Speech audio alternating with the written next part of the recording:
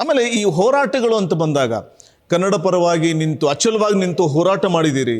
ಹೋರಾಟಗಳು ಅಂತ ಬಂದಾಗ ಅವೆಲ್ಲವೂ ಕೂಡ ಸಫಲವಾಗಿದ್ದಿದೆಯಾ ಅಂತ? ಯಾಕಂದರೆ ಕನ್ನಡ ಭಾಷೆ, ನೆಲ, ಜಲ ಮತ್ತು ಗಡಿ ವಿಚಾರವಾಗಿ ಸಾಕಷ್ಟು ಹೋರಾಟಗಳನ್ನು ಮಾಡ್ಕೊಂಡು ಬಂದಾಗ ನಿಮ್ಗನ್ಸಿದೆಯಾ ನಮ್ಮ ಹೋರಾಟಗಳು ತಾರ್ಕಿಕ ಅಂತ್ಯವನ್ನು ಕಂಡು ಇದಕ್ಕೊಂದು ಫಲ ಸಿಕ್ಕಿದೆ ಅಂತ ಅನ್ಸಿದ್ದುಂಟಾ ಅಂತ?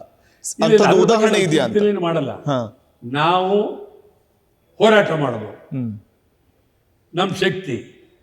ಏನಾಗ್ಲಿಲ್ಲ, ಏನ್ ಬಿಡಲಿಲ್ಲ ಅಂತೇಳಿ ಇಲ್ಲ. ಮರಕ್ಕೆ ಕಲ್ಲು ಹೊಡಿತೀವಿ, ಹಾಂ, ಹಣ್ಣು ಬಿದ್ದರೆ ಬೀಳಿ, ಒಂದೊಂದ್ಸರಿ 10 ಹಣ್ಣು ಬಿದ್ದು ಬಿಡ್ತದೆ, ಸ್ವಲ್ಪ ಬೀಳಲ್ಲ. ಅದಕ್ಕೋಸ್ಕರ ಚಿಂತೆ ಮಾಡಕ್ ಹೋಗಲ್ಲ. ನಮ್ಮ ಉದ್ದೇಶ ಹಾಂ, ಹೇಳ್ಬೇಕು ನಾವು, ಓಕೆ, ನಮಗೆ ಅನ್ಯಾಯ ಆಗಿದೆ, ರಾಜ್ಯಕ್ಕೆ ಅನ್ಯಾಯ ಆಗಿದೆ ಅಂತ ನಮ್ಮ ಉದ್ದೇಶವನ್ನ ಹಾಂ, ಹೇಳ್ತಕ್ಕಂಥದ್ದೇ ಚಳವಳಿಯ ಮೂಲಭೂತವಾದಂಥ ತತ್ವ. ಓಕೆ. ಅದ್ರ ಜೊತೆಗೇನೆ ಈಗ ಅನೇಕ ಬಾರಿ ನೀವು ಹೋರಾಟವನ್ನು ಮಾಡೋಕ್ಕೆ ಕರೆ ಕೊಟ್ಟಂಥ ಸಂದರ್ಭದಲ್ಲಿ ಕೆಲವೊಂದು ಸಂಘಟನೆಗಳು ಆ ಒಂದು ಹೋರಾಟಕ್ಕೆ ಸಾಥ್ ಕೊಡದೇ ಇರುವಂಥ ನಿದರ್ಶನಗಳು ಸಾಕಷ್ಟು ನೋಡ್ತೀವಿ ಸರ್. ಯಾಕೆ ಹಾಗಾಗುತ್ತೆ ಅಂತ?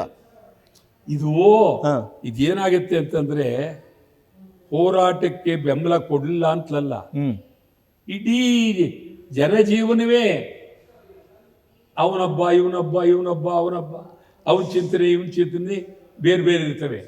ಹೋರಾಟ ಕೊಟ್ಟು ನಿಜ 100 ಜನ ಪರ ಇರ್ತಾರೆ, 10 ಜನ ವಿರೋಧ ಇರ್ತಾರೆ. ಅದಕ್ಕೋಸ್ಕರ ಎದುರ್ಕೊಳ್ಬಾರ್ದು. ವಿರೋಧ ಇರಲಿ, ಪರ ಯಾರು ಇಲ್ಲ ಅಂದ್ರೆ ನಾನೇನ್ ಹೇಳ್ತೀನಿ ಗೊತ್ತಾ? ಏಕಾಂಗಿ ಸತ್ಯಾಗ್ರಹ, ವಟಾಳ್ ನಾಗರಾಜ್ ಏಕಾಂಗಿ ಸತ್ಯಾಗ್ರಹ ಬೇಕೇ ನಾನೊಮ್ಮೆ ಕೂತಿರ್ತೀನಿ, ನನ್ ತಡೆಯಕ್ಕಾಗತ್ತಾ? ವಟಾಳ್ ನಾಗರಾಜ್ ಅಂದ್ರೆ ಶಕ್ತಿನೇ. ವಟಾಳ್ ನಾಗರಾಜ್ ಅಂದ್ರೆ ಇಡೀ ರಾಜ್ಯ ಬಂತು ಅಂತ, ವಟಾಳ್ ನಾಗರಾಜ್ ಅಂತಂದ್ರೆ ಕನ್ನಡ ಬಂತು ಅಂತ.